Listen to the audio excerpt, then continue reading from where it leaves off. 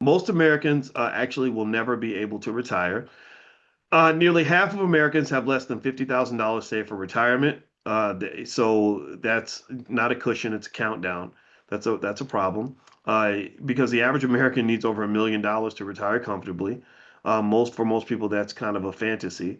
And I'm not making fun of you if you're in this category. I'll share what I know, but this is something you have to really talk to your kids about to help them avoid this fate. More than 1 in 4 Americans over age 65 are going to have to work. And a lot of this not doesn't just come from a lack of retirement savings. It comes from a lack of planning for old age, period. When you're young and you're in your 30s, I see a lot of people say, well, why would I get married? Because I don't want to be tied down. Because you're 35 and you can't imagine yourself at 55 or 65, right? Kids are a nuisance. We talked about this, right? How kids are actually wealth.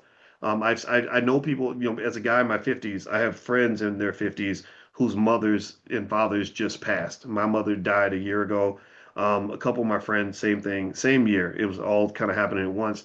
And what I noticed is there's a variation in the amount of stress and challenges that come up when those incidents occur based on how the kids were prepared for this situation. So the ideal scenario, in my view, is when you have a bunch of kids that were well educated, well trained, trained on wealth. They have free time so they can fly and go sit next to mama while she's passing away. They have knowledge. They know how, like my sister being a medical doctor was huge for my mother when she had cancer. Um, and that's an ideal scenario, right? Because you have a bunch of people that can work together, that have intellect and resources they can pull together to make sure mama and daddy are okay. And the worst scenarios are maybe if you have like one child that's doing everything by themselves and they don't have any help, so that young person's overwhelmed because they're not just trying to survive on their own, they're trying to also take care of another person or other people at the same time. And then also another one is like where you have siblings that are just kind of scattered, right? Maybe one's out here smoking crack, the other one's, living their best life, and the other one's got to work all the time. And nobody, and then there becomes kind of a problem in terms of like who's going to go look after mama, right? Mama needs this, that, and the other. And so again, I'm not judging because I know this might hit close to home for a lot of people, but this is what I'm seeing. And the more I'm seeing this and looking at this as a financial scientist, I'm looking at this and saying, oh, I get it now.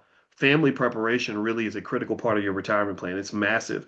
And I would argue that the way to convince young people to think about retirement is to not just think of it as a little trickle of money that you're going to get when you get old. I would think of it as the part of the overall goal of building financial security and building an asset base. If you have financial security through an asset base, meaning you have a capital base, which is resources that are going to take care of you on a rainy day, it's not just for retirement. It's yours the entire time. So if I start saving when I'm 20 years old, or my parents were investing for me since I was 5, which is really ideal. Maybe when I was 0 years old, when I was negative 10 years old, they were saving for me. I really want you to think expansively about this. Forget all the stupid stuff that you're going to go to Dave Ramsey. He's going to say you should start retirement planning at 25. No, I'm the guy who says, no, you should start investing for your child at -5. The minute you realize that there's going to be somebody depending on you, you use time in your favor. Time is your asset. That is your ally. That extra 20 years or 30 years that you spent investing on behalf of the family is going to give you a massive amount of wealth that accumulates over that time. Do you understand how easy it would be for me to make you a millionaire if you gave me 30 years to do it? You don't have to know anything about investing. I could literally explain it to you in 30 seconds with no knowledge whatsoever. You could literally have a first grade education, and in 30 seconds, I could explain to you very easily how to be a millionaire in 30 years, right?